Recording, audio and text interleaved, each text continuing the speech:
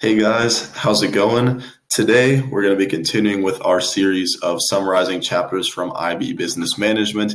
Today it is chapter 3.9, budgets. So with this, we're going to be finishing up the unit 3 from Business Management. Only 2 left after this, so we're almost there. This is a high level only unit or chapter. So for those of you who are from standard level, we'll see you in the next one when we get started with Unit 4. But with that, the budgets unit I don't think is very difficult. There's just a few kind of concepts that need to be understood so that you can understand budgets. All right, so a budget, to start, just a quick summary. A budget is basically when you state what your target costs and revenues are for a firm within a given period. Usually they're done as yearly budgets or 5-year budgets, but basically you've probably heard of these before. It's you're planning out what money you want to make and what money you want to spend.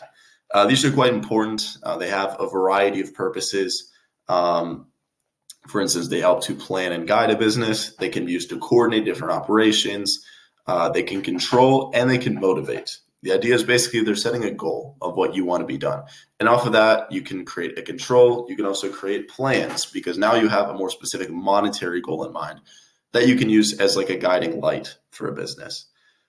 These can also basically ensure that spending is within a set expectation, measure a manager's success or failure, because you can, once the year's ended, you can compare what has happened, what the job that was done was, to what was initially in the budget.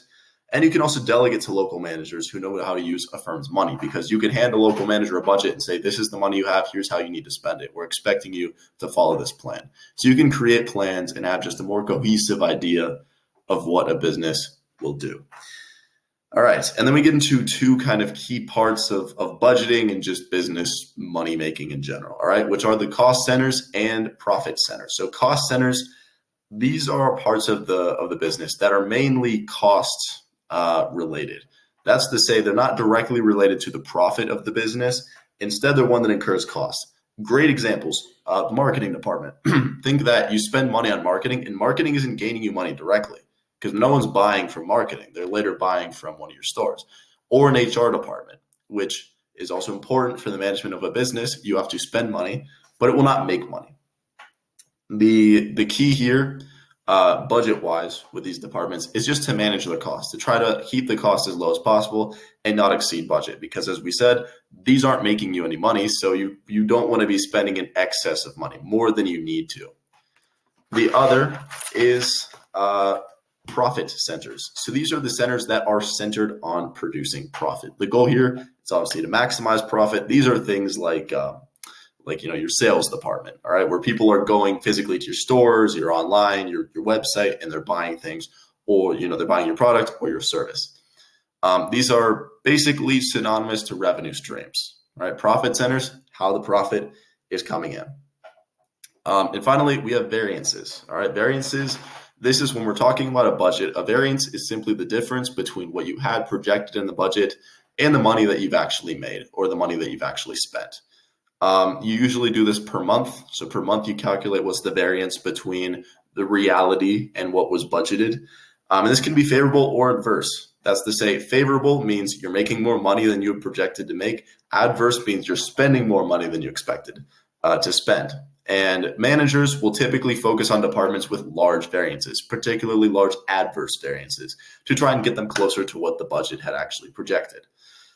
And finally, so the role of budgets and variances in strategic plannings are that first, you can plan ahead, because once you have a budget set and you know more or less how a business is doing relative to its budget, or how a department, is doing relative to its budget, you can plan ahead for how that department will be run.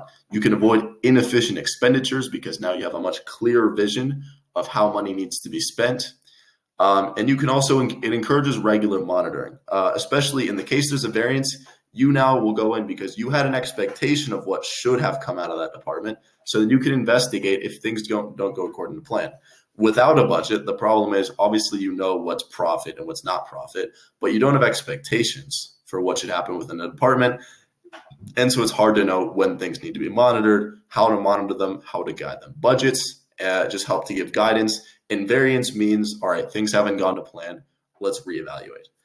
And that's pretty much it, guys. So this is just a really quick and painless chapter. Those are all the things you have to know. Really just know profit and cost centers, variances, and the importance of budgets.